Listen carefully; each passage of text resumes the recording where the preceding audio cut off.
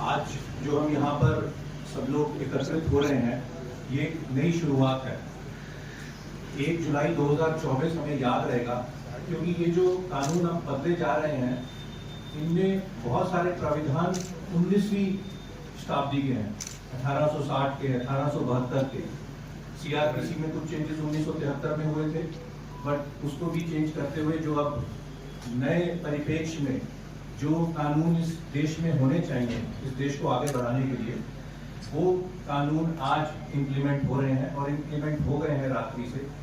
और नई एफआईआर भी उन नए सेक्शंस में, नए कानूनों में दर्ज होनी शुरू हो गई है। आप जानते होंगे कि ये जो पूर्व में कानून बने थे, ये जैसा कि मेरे अभी साथी अधिकारियों ने बताया कि ब्रिटिश टाइम के थे, और ये उस समय की जो परिस्थितियां थी, मान लीजिए किसी भी देश में या किसी भी क्षेत्र में जो कानून बनते हैं, वो वहाँ की भौगोलिक स्थिति क्या है, वहाँ का कल्चर क्या है, वहाँ पे किस तरह के मुद्दे आते हैं, उनको कैसे डील करना है, उन सब चीज़ों को ध्यान में रख के वो कानून बनाए जाते हैं।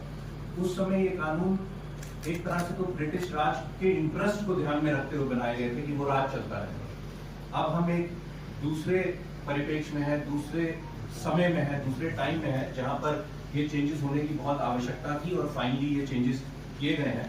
मैं ये नहीं कहता कि ये चेंजेस फाइनल है कि आगे नहीं, ये एक डायनामिक प्रोसेस है जो आगे भी फॉलो होता रहना चाहिए। पूर्व में भी अमेंडमेंट्स होती रही, जो एग्जिस्टिंग लॉज है उनमें होती रही, बट ये जो नए हैं उन सब चीज़ों को जो आज की डेट में आवश्यक है उनको इनकॉर्पोरेट करके बना लिया गया है। और आगे भी मुझे उम्मीद है कि हम बढ़ते रहेंगे, नई चीज़ें देखते रहेंगे और उस हिसाब से जनता को न्याय मिल सके, ये उस दिशा में कार्रवाई बढ़ती रहेगी। ये जो लॉज हैं, इसमें जो अवधारणा है वो पहले से थोड़ी डिफरेंट कर दी गई है। पहले उद्देश्य होता था दंड देने का, अभी भी क्राइम होगा तो दंड तो उसके साथ रहेगा, परंतु मेन फोकस आधार था दंड देने का। अब मेन फोकस है कि सुधार कर सके, न्याय दे सके। और उसमें भी जैसे कि अभी एसीपी साहब ने भी बताया कि कैसे कम्युनिटी सर्विस को भी इंक्लूड किया गया है।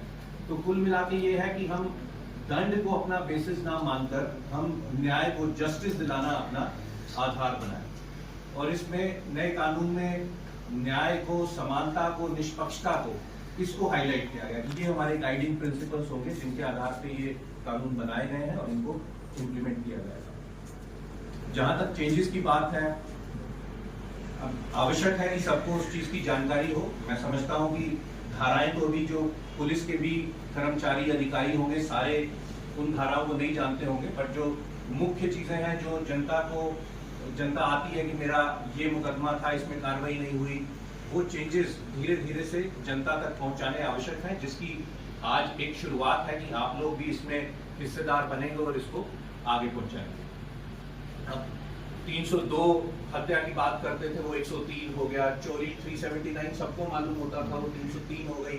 बलात्कार 376 कहते थे, 64 हो गया। तो ये धीरे धीरे सब लोगों को इसकी जानकारी होगी, बट खासियत क्या है, किस तरह से अब न्याय प्रणाली में चेंज लाना है, वो ज्यादा इम्पोर्टेंट है।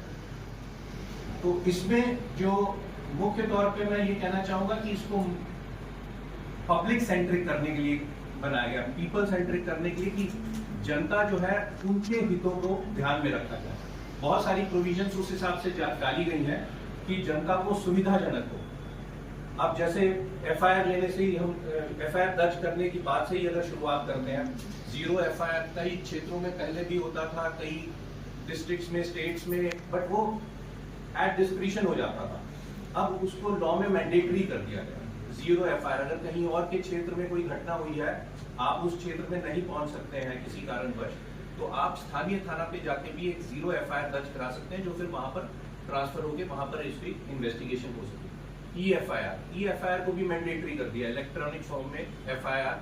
जरूरी नहीं है कि थाने पे पहुंचकर फिजिकली प्रेजेंट होकर आप अपनी शिकायत दर्ज कराएं और एफआईआर दर्ज हो, ई एफआईआर के रूप में भी दर्ज किया जा सकता है। एफआईआर की फ्री कॉपी को भी देना मैंडेटरी कर दिया गया है। जैसे कि बताया कि इन्वेस्टिगेशन जब होगी तो पब्लिक को ट्रांसपेरेंसी रहे, पता रहे कि इन्वेस्टिगेशन में हुआ क्या है। अभी लोग आते हैं, जानते हैं कि भाई हमने एफआईआर दर्ज कराई थी, हमें नहीं मालूम है क्या है। तो ऑफिसर्स हैं, कोशिश करते हैं कि अच्छा हमारे पास भी कोई आता है तो हम थाने से पता करके बताते हैं कि इसमें क्या हुआ, अपने ऑफिसर से बात करके बताते हैं। हो सकता है इंपॉर्टेंट केसेस हो, हमें जानकारी हो, हम उसमें बताते क्या हो। But now it is mandatory कि जो विक्टिम है, कंप्लेनेंट है, उसको प्रोग्रेस ऑफ इन्वेस्टिगेशन के बारे में पता हो। और ट्रांसपेरेंसी का एक और लेवल ये भी है कि ट्रायल चल रहा है, ट्रायल में मुकदमे को किसी वजह से वापस लिया जा रहा है, विड्रॉल ऑफ प्रोसिक्यूशन जो होता था कुछ केसेस में, कुछ मापदंड जो वो केसेस पूरा करते थे और कुछ सर्कमस्टांसेस में, उनमें भी विक्टिम जो है, जो कंप्लेनेंट जो है, उसको बिना सुने कोर्ट को वो डिसीजन नहीं लेना है। तो ये ट्रांसपेरेंसी इसमें है कि विक्टिम को सुना जाए, कंप्लेनेंट को सुना जाए, उसकी बात सुनने के बाद ही ये निर्णय लिया जाए कि ये प्रोसिक्यूशन विड्रॉल के लायक केस है कि नहीं।